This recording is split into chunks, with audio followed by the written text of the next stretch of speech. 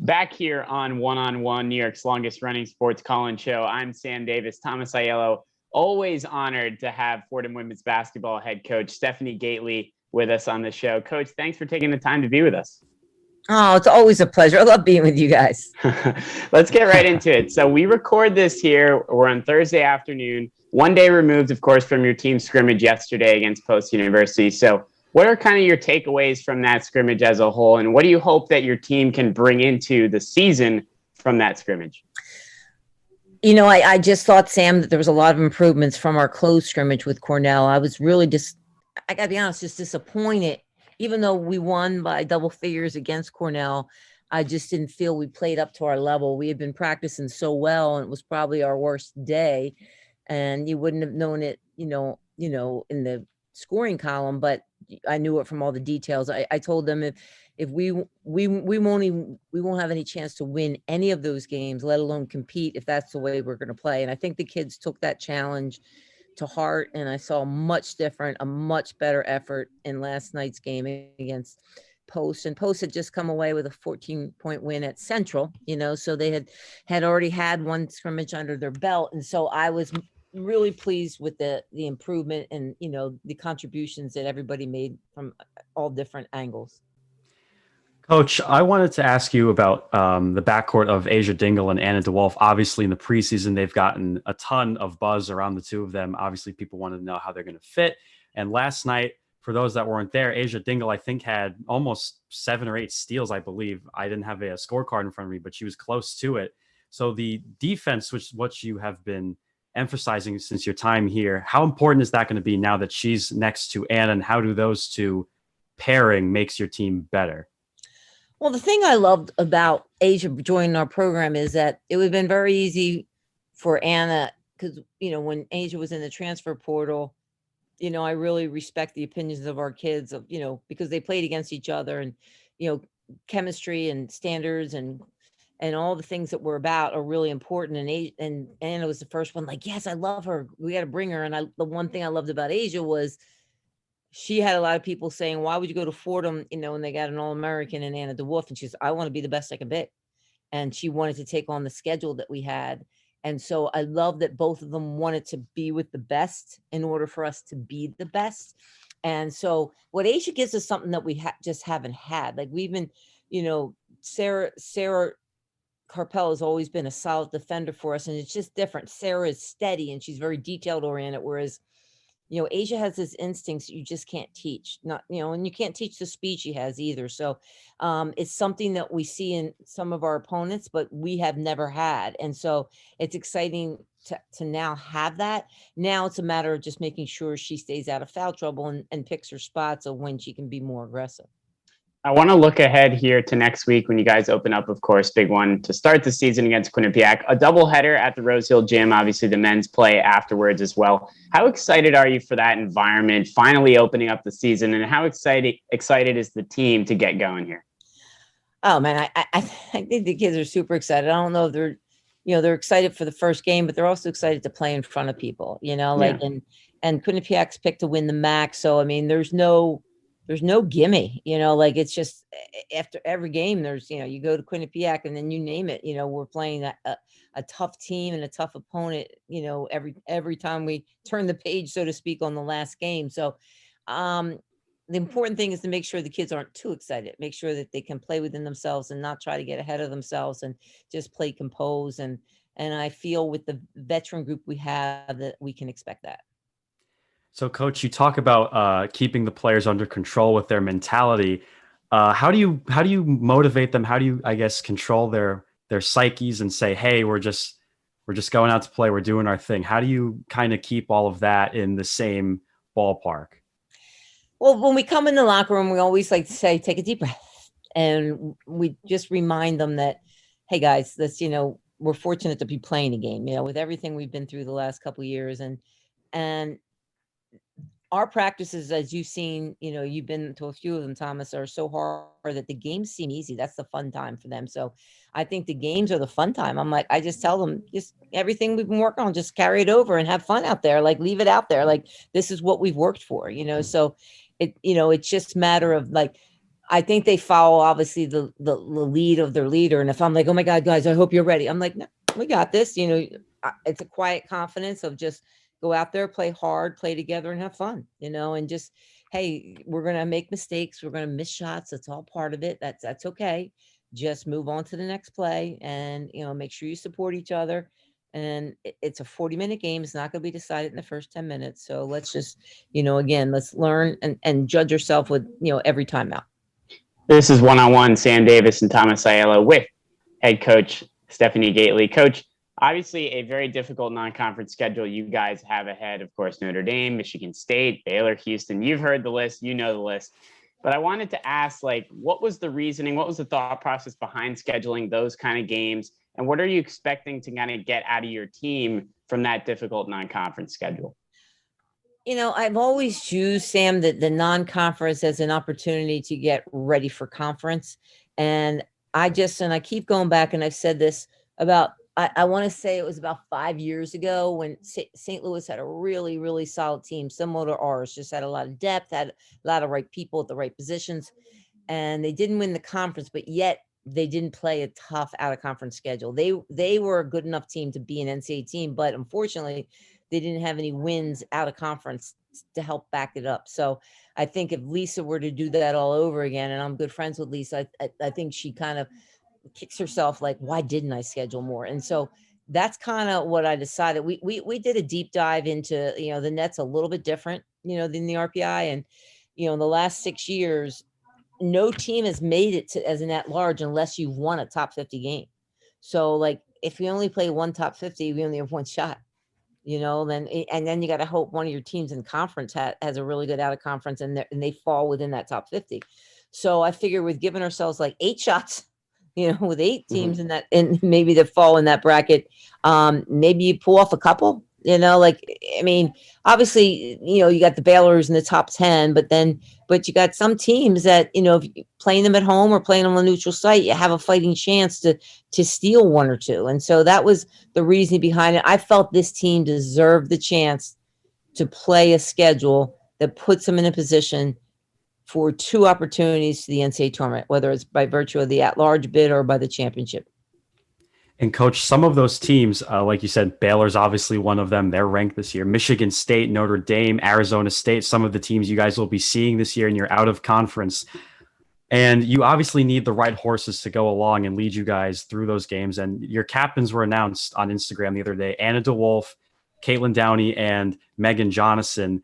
I just want to know what went into that process to selecting them as captains, and what is their unique trait between the 3 of them? What's something that they all hold that say we're going to make them the captain?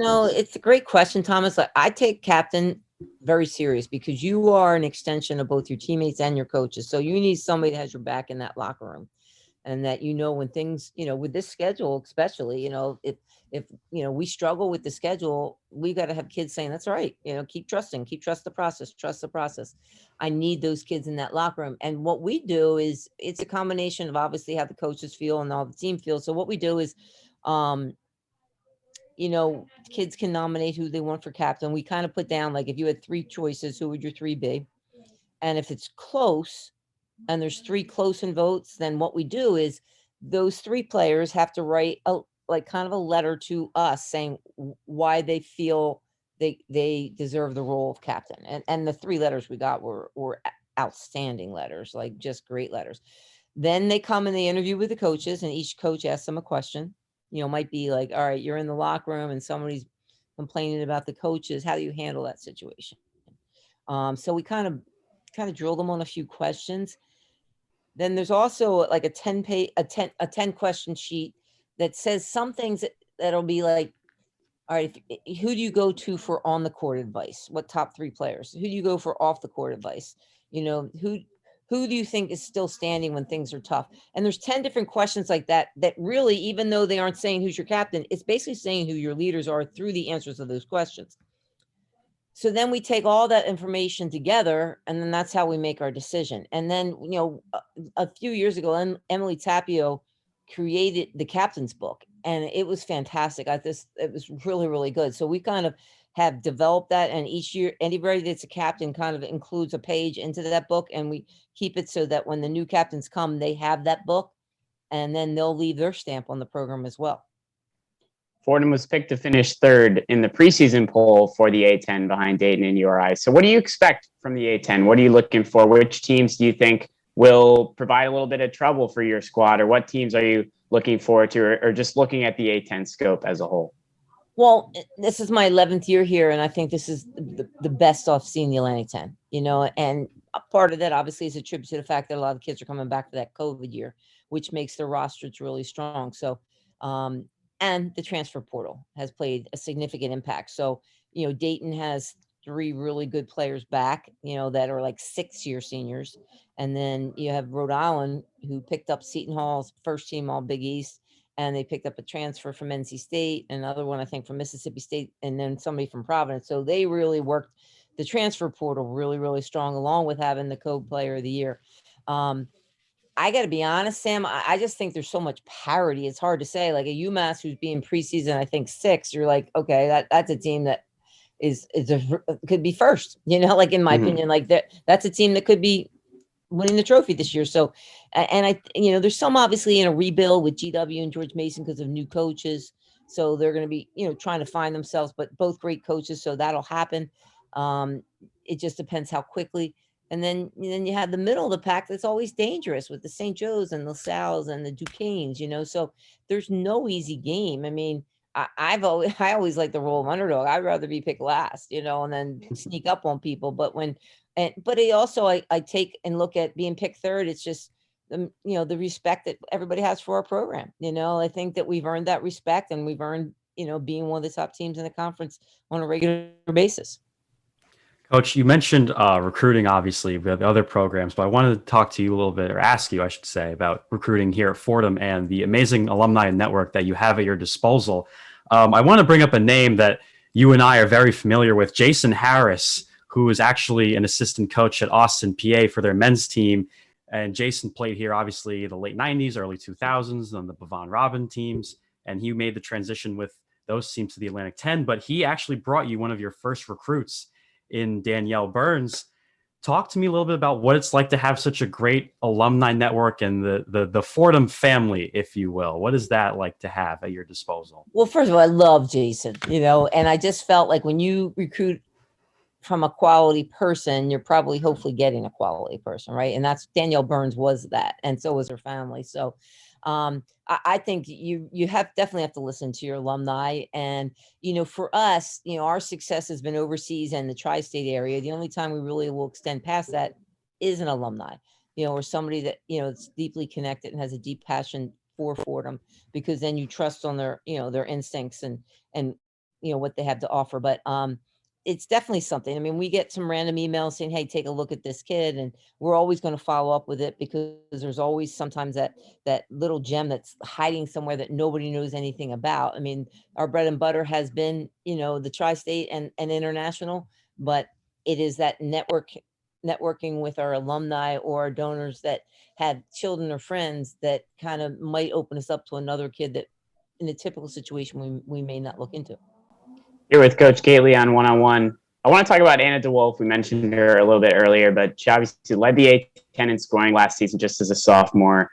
Where can she go this year, and what kind of are her goals heading into this year, being so impressive as a scorer just last season?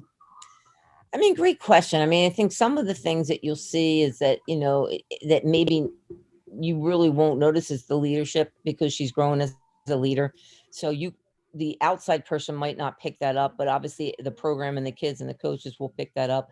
I really think the addition of Asiah Dingle will make Anna's game better, because I think it takes some pressure off of her. I mean, you got to now make a decision, who am I matching up with? I got, Asiah Dingle, Anna DeWolfe, and Kendell Heremaia, so now all of a sudden, if you put the best defender on Anna, now your secondary defender is guarding either Asiah or Kendell, and then your third defender is guarding the other one. So, you're going to have a mismatch somewhere. There's going to be an opportunity for somewhere. So I just think that Anna's game could grow because of that. I mean, she's played confidently in both exhibitions.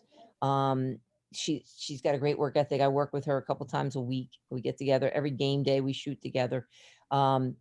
She's somebody that just wants, to be the best she can be out there. And she's a competitor, and she's somebody that the kids respond to and respect. And she's a great team leader.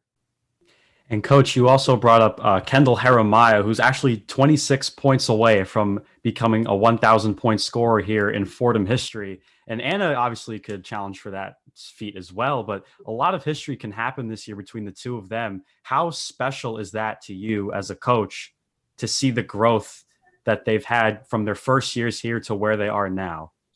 Well, it's been fun. Like when I recruited Kendell, I went over there to look at some other kids, and I just happened to go to her court and see her. And they have, it's interesting over in New Zealand. I mean, every state has their state championship, and the way New Zealand does, they basically have every state of every county in one, like it might be in the North Islands one year where it's all those county winners with men, girls and boys all at one site for 1 week, boys and girls in like a 20 gym facility. So there's all these games going on at one time. So that's a great recruiting tool for me to go over and just to see how much Kendell has grown on and off the court and matured. She's such a sweet kid. I mean, she's an incredible artist. I don't know if you've ever seen any of her artwork. She's an incredible artist. She's very talented. I think she's going to make good money overseas. And I think one of the things she wants to do is, help her family, which I'm really proud of her. As far as Anna, I mean, when Anna came in, she was on it's interesting to go from the all rookie team and then be the player of the year. Usually you're the rookie of the year, and and so she doesn't win that, but then she comes back the next year and puts us on her back, so to speak, averaging 20 points and is the player of the year. So I just think I've seen great growth. I mean, and she shared the first year, she shared that with, it's Bryson, but Bree Kavanaugh, when she was here, Anna had the pleasure of being able to kind of sit in the background a little bit and kind of learn about kind of what her role is. And then when Bree decided not to come back, Anna had to step in and take a new role. It took her a little while to be comfortable with that because she wasn't used to that. So I think now she's grown into it. I think now she's comfortable with it. So now I think she'll continue to improve. Defense has always been kind of the ideology with this group. I mean, your teams have been ranked top 40 nationally in defense all 11 years you've been coaching for them. So can you just talk about how important defense is to your group, and does that really start, and I think it does, in preparation and practice, as we've seen? Oh yeah, I mean, we have so many different things we do to motivate them defensively. We have the defensive Chaney chart named after John Chaney, the former coach at Temple. We have the wheel of defense, where they're trying to develop points to get the wheel, get a spin. I mean, there's so many different things we have to challenge them defensively. When Kendell was a freshman, her defense was so bad, I took the D out of her name because she had no D in her game. And I told Anna, I've been calling Anna E-Wolf, and I don't call her D-Wolf. I said, you got to get D in your game before any D in your name. So, I love that. Yeah. Love that. So we've been, we have a fun way of reminding them of, what they need to do to stay on the court. Like Sarah Carpel is a great example. I mean, Sarah's been done such a great job this year, coming in so composed offensively and defensively. Like, she's hard to take off the court because she does so many different things, and she's more confident offensively. And I think, her defense is so solid, that she gets it. So sometimes our best lineup may be with 4 guards where we can pressure a little bit more and get after it. And then, go with like 1 big, and that might be our best lineup down the line. I don't know that because right now we haven't really spent a lot of time on that, but that, that could come into play because it gives you the flexibility to do some more things from a pressing standpoint and take advantage of your overall speed. Now, Coach, I wanted to ask you, because obviously a lot of people do not know what game planning is like for a head basketball coach at a collegiate program. What is game day like when you're going through all the notes, and what goes into that? I'm very curious to know what goes into that. Well, game day is actually the easy part. It's the lead up to game day because you're breaking down a couple films. Like as soon as I get off this call, I'll sit with my assistant to break down. We both watched a couple of films on Quinnipiac. We'll both show our clips. We'll decide on what clips we want to show. Then we'll create the scouting report for the team, and then what will happen is we'll do films with the kids on Sunday, before practice. and they'll understand, they'll go through the scout. And then we have our scout team. We have uniforms, like our, the kind of like jerseys, and we put the number of who that we're playing them to be in practice, so there's a lot of things that go into it. We try to make it as game-like as possible. Just so when the game comes, like I say that all the time, that's why I was angry at the Cornell situation, because our scout was a lot better than Cornell, and yet we went harder against scout than we did Cornell. And I didn't understand that. And I said, we have to see no name on the jersey. We have to respect all, but fear none. You can't fear anybody with the schedule we're playing. As soon as you let fear come in, then you've lost before you started. So, hey, respect them. You can't fear them. Just gotta leave it out there. The game's not played on paper, so like it just, I just think chemistry has a lot to do with the team's success. And this is one of the best, if not the best teams I've had as far as chemistry. Coach, just one more to get you out of here, because I know you're very busy. Like you said, you got your meeting coming up, so don't want to waste too much of your time here. I like looking at some handsome faces. I appreciate that. Love that compliment. But anyway, you have multiple coaches on your staff that have played for you in the past. So can you just talk about that and what it means for you to kind of have some very familiar faces on your coaching staff? Well, the great thing about that is that you have an example right next to you that bought into everything you've taught, and, both Lauren and Anita were champions. They played for championship teams. Anita was on the team that we had the nation's #1 defense. And it was a team that gave up 51 points a game and went to the NCAA tournament as an at-large bid. And it was probably one of my least talented teams, but the chemistry was so good, and their buy-in to defense was so good, that we were able to really, really surprise some people, which says, you can get it done with some limitations. But seeing them being able to share with our kids, not only the values off the court, because they're both just terrific people, and just saying, hey, coach does it the right way. She really will genuinely care about you. She'll be hard on you, but she'll be there for you. She's going to guide you. And after you're done playing, she's going to help you in any way. And they're great example of that. Like Anita is a mother of 3 kids and 3 daughters, and has a grandchild, and she went through some very difficult times with her mom and her dad, and I was there with her every step, and so she can offer that and say that this is true. Like, she's in her 40s, and I've stayed in touch with her throughout her whole life. She actually was an assistant for me a couple of years at Monmouth. So like, it's just having people that have, that can sit there and say, hey, I'm proof that, one, it's definitely beyond the court for coach. It's definitely about the person for coach. It's not just about the basketball. And 2, they've seen the commitment to defense pay off in championships. And so they're able to vouch. Now, on the other end, Anita is pissed because the kids do 10 times less running than she ever did. You're so easy on this group. You were so much harder on us. So I'm like, oh, come on, Anita, you got to change with the times, baby. You got to change with the times. These are millennials.